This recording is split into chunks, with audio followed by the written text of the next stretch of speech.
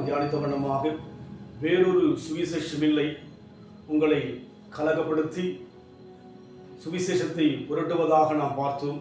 இந்த வேளையிலும் கூட கலாத்தியர் 3ஆம் அதிகாரம் 5ஆம் வசனம், அன்றியும் உங்களுக்கு ஆவியை அளித்து உங்களுக்குள்ளே அற்புதங்களை நடப்பிக்கிறவர் அதை நியாயப்பிரமாணத்தின் கிரியினாலே விசுவாச கேள்வியினாலே எதினாலே செய்கிறார் என்று பார்க்கிறோம்.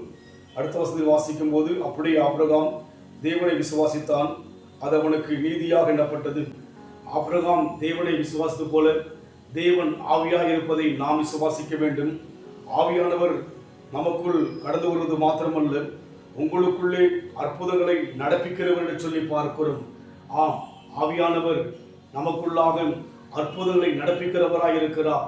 பேதுருவை பார்த்து ஆண்டவராய் இயேசு சொன்னார், முதலாவது நீ சிறப்படு, பிற்பாடு உன் சகோதரனை சிறப்படுத்து சொல்லி, அதுபோல் நமக்குள் அநேக அற்புதங்களை தேவ ஆவியினால் அனுபவித்து அதை அறிந்து அதை புரிந்து நாம் அநேக மக்களுக்கு ஆழமாக விளக்கவே தேவன் விரும்புகிறார்.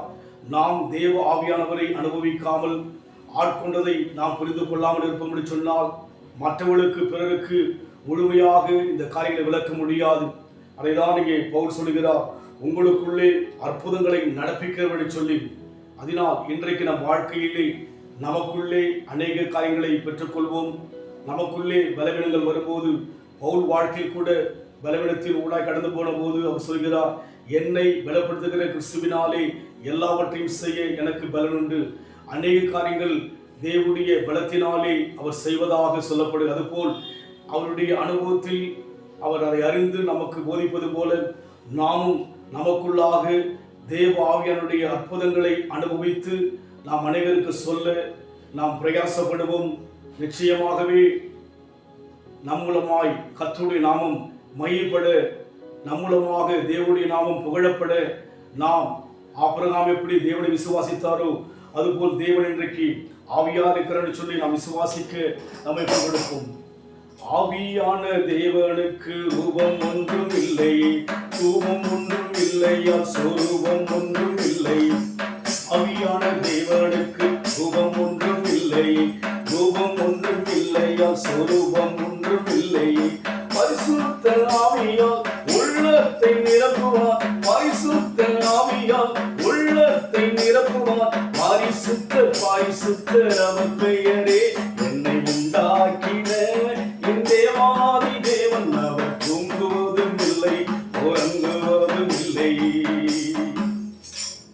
ஆவியானவர் நமக்குள்ளே தங்கி அற்புதங்களை செய்வதாக நாம் பார்த்தோம். அன்பின் ஆண்டவரே, இந்த வேளையிலும் கூட நீர் எங்களுக்குள்ளே தங்கி இருப்பதற்காக, ஆவியாக எங்களுக்குள்ளே வாசம் செய்வதற்காக நன்றி செலுத்துகிறோம்.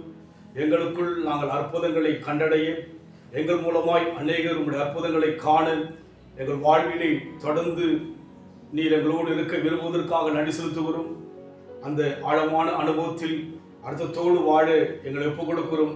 பொறுப்படுத்திக் கொள்ளுங்க, இயேசுவின் நாமத்தில் பிதாவே, ஆமென்.